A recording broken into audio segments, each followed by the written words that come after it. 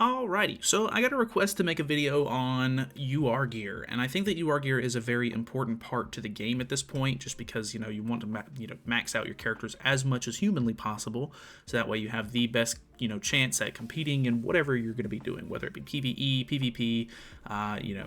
You basically are going to want to have as much stats as possible, not only to make it easier for PvE, but to be able to compete and try to go first, or just I don't know, have your max potential, obviously, in PvP, because min-maxing and stuff is definitely something that everybody's going to be doing, so you definitely want to stand a chance. So, how do I do my gear? I normally have these top 4 characters, which I've also been getting the question a lot, how do I have my box look like this? If you're curious, I do organize up here in the top left. There's this little button, and I do my heroes and ascending, so that way I have all of the Meliodases and everything, and it just kind of pushes all the characters that are the same together. I don't know, just I've gotten used to it at this point. Kind of nice. It just looks more organized to me. But either way, these top 4 characters right here I have as sort of just gear characters. I put gear sets on these characters that I'm building at the moment. So you can see I have an attack crit damage set here. Obviously the rolls are really bad at the moment, but these are just sets that I'm working on, and then when a new character comes out, I'll just swap this set over to somebody. This is an HP defense set, obviously, and then I pretty much just do attack crit sets and then HP defense sets, so that way I can, because those are the main 2 sets that you're going to be using, and if I need to make just an attack defense set, I can take the defense pieces off of some of these gear and then just swap them over, whatever the case may be. I just think that having attack pieces, HP pieces, defense pieces, and crit damage pieces, are probably the best ways to go, because those are the ones that you use the most. So this is just kind of how I end up building my sort of gear, and we're going to be messing around with it today. I don't really have anyone specific in mind that I want to make UR gear for, but as you can see, if we go through my box, I have a lot of UR gear, and that's just because it's something that you want to have on pretty much every character possible. So yeah, there's a couple of characters that I would like to have an HP defense set for, that have an attack crit set at the moment, but I'm not really sure. So the big things here to note are that obviously, certain sets are 4-piece, certain sets are 2 pieces. So HP and attack pieces are always in a set of 4, and then crit damage and defense pieces are always in a set of 2. So typically with UR gear, because multiple characters can use UR gear, so if I go down to some of my other Meliodases down here, for example, I don't think I have a set on this one. No, this is just some random attack crit set, which this one's kind of messed up. You can see my crit pieces are over here on the bottom right, which is not typically how I like to do things at this point, and that's kind of what I'm trying to explain here. So this was the very first set I made for Meliodas way back in the day when UR gear first came out. So I have a defense ring in the top right, and then a defense neck or earrings in the middle right, which is not how I make gear anymore. So this kind of is not ideal, because if you can try to make all of your gear sets the same as far as where your pieces go, which I typically now do, you can see I do the either attack or HP pieces on the top and the bottom, and then whatever the extra or whatever the 2-piece set is, I do it in the middle now. And the reason for that is because this is an attack crit damage set for melee. But if I go over here to one of the other melees, this is an HP defense set for melee. So all I would have to do if I wanted to have all of a sudden, hey, I want to do this as an HP crit damage set, I can literally just remove these 2 middle pieces. I can go over here to the other sets. I can remove the 2 middle pieces from this one, and then I can just slap them onto this melee. And then all of a sudden, I have an HP crit damage set, which is not a very common set. There are a couple of characters that I guess people build that kind of set for. But, for example, if you have just an attack defense set, you could just take the defense pieces off, put crit damage pieces on, and then you have an attack crit set, which is more DPS focused.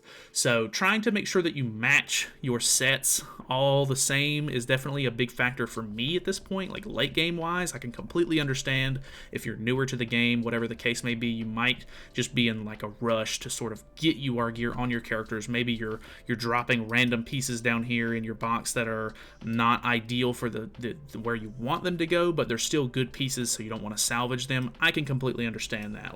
I don't use the attack earrings or the HP earrings or anything like that, because that's where my defense pieces go or my crit damage pieces go. But this is actually a pretty decent piece. Normally I try to go for 135 or higher with my piece or my earrings at this point. So even though this one's pretty decent and I could potentially use it, I'll just end up salvaging this piece. But I understand, like if you're an early game player, you're probably going to just want any sort of piece that has a decent value on it. But if you try to go for like future proofing now, you won't have to worry about it at all later, and you'll be able to swap pieces interchangeably. Because even though you can see I have 1, 2, 3, 4, 5 different UR gear sets for melee, which is definitely a little unorthodox. I guess technically, if you really wanted to just do pure value, you could just make an HP defense set for one and an attack crit set for the other one, and as long as the pieces line up, you can just swap them out, and interchangeably sort of mess with the character with the sets whenever you want to use a melee. But at this point, I've been playing the game for so long, I use certain melees for different things, so I can just have the gear set already on them and ready to go. Plus, it helps out a lot with box DC, just having gear on characters in general. So early game player, definitely I would not recommend building more than 2 sets for a character, just like the interchangeable sort of sets like HP defense or crit damage or an attack crit damage set. But I mean, I don't know, if you get to the point where you're using a lot of different melees or whatever the case may be, it could be something that you'd look into. Like Gother, for example, I have 2 sets for Gother. I have an HP defense set for Gother, and then I have an HP crit damage set for Gother. And you can see the crit damage pieces here are on the wrong slots, which is a bit unfortunate. And then this is a really old set, so I have the defense pieces on the top and bottom, which is not good either. But I built the HP crit damage set for Festival Gother because he kind of benefits from having a little bit of crit damage, but he's mainly a support character, so you want HP.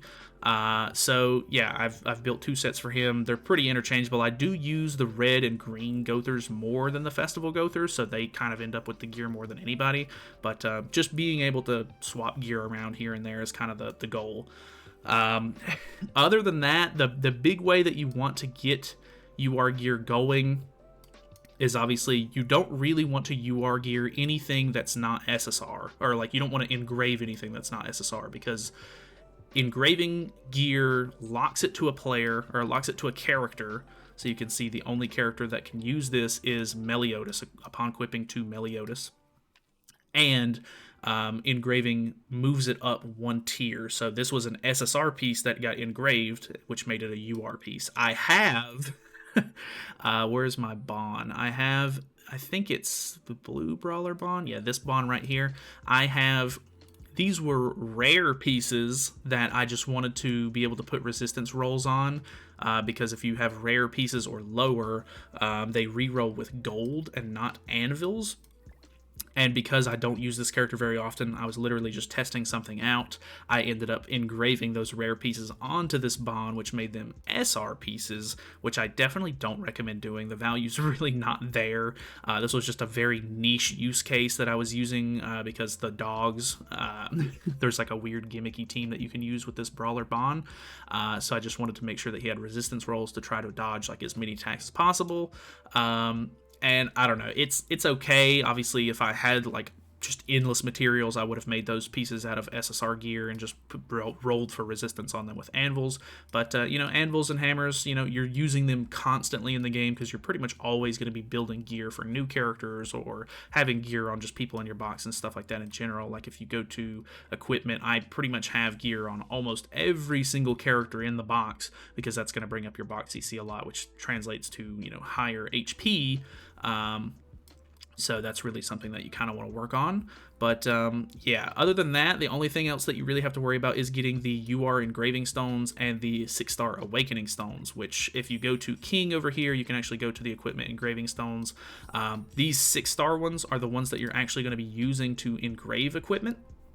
And obviously, to get those, I don't think that every once in a while, they have like an exchange shop for an event where you can get 1 or 2 of them here and there, but you're mainly just going to be doing the King higher exchange to get as many of them as you need. And then once you have those and the Engraving Stones, which you actually get from the Training Grotto, you're going to be coming over here to Merlin, picking a piece of gear or picking a character that you want to engrave. Normally, I try to do it by going to the character themselves in the box if I'm trying to engrave this piece right here, I click on engrave, Melly's going to walk over to Merlin, and then it'll go ahead and autofill the piece that I was looking at and the character that it was equipped to, and then you can kind of engrave from there.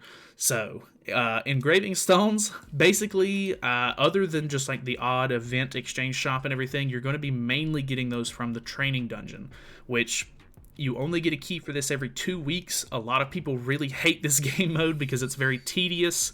But it's definitely worth doing as much as possible because, like I said, you know, getting UR gear and maxing out your characters and stuff like that is kind of a big priority in this game. So, as you can see, I literally only have the 4-star one, or the level 4 crystal right here completely maxed out with all the stars. You do get gems and stuff like that if you max out the other ones as well, but Training Grotto is very tedious, and the reason why you would even want these stars in the first place is because you can actually skip ticket these fights if you have all of the challenges done. So doing that early game is going to help you a lot with just saving time later on, so that way you can just skip ticket these and move on. But after you complete 3 of these, you'll unlock the Illusory Amber in the middle. And once you unlock the Illusory Amber, that's where you're basically going to be getting a lot of your engraving stones, because that's where I think the only stage in this that you can actually drop engraving stones off, because if you look here with the regular stage, you can get some hammers and anvils here, you can get some awakening stones and everything. You have a chance to get a card and a card pack, but let's do this one, and then we should be able to look at the rewards for the Illusory Amber as well. So after you complete 3 of them, you can see up here in the top left, after you complete each 3, you're going to unlock an Illusory Amber in the middle. So we can look at this, we can enter the battle, and then we can look at the rewards, which are, you have a much higher chance to get hammers, the engraving stones, of course, and then a decent set of anvils. But the engraving stones is kind of what you're looking for out of this the most, because this is basically like the place to get them. So just making sure you're doing this as much as possible, that's going to net you as many of those as you can possibly get. A lot of people just kind of sit on them and then just wait for a new character to come out or whatever, but that's pretty much the gist of things. If you have any more like in-depth, sort of, I guess, questions or anything, leave them down in the comments below. I'll try to answer them to the best of my abilities. Hopefully some of the other people in the community will kind of help you out as well, or just give you, opinions on what they do with their gear and everything. But that's pretty much it. Thank you guys so much for watching. Hopefully this was helpful.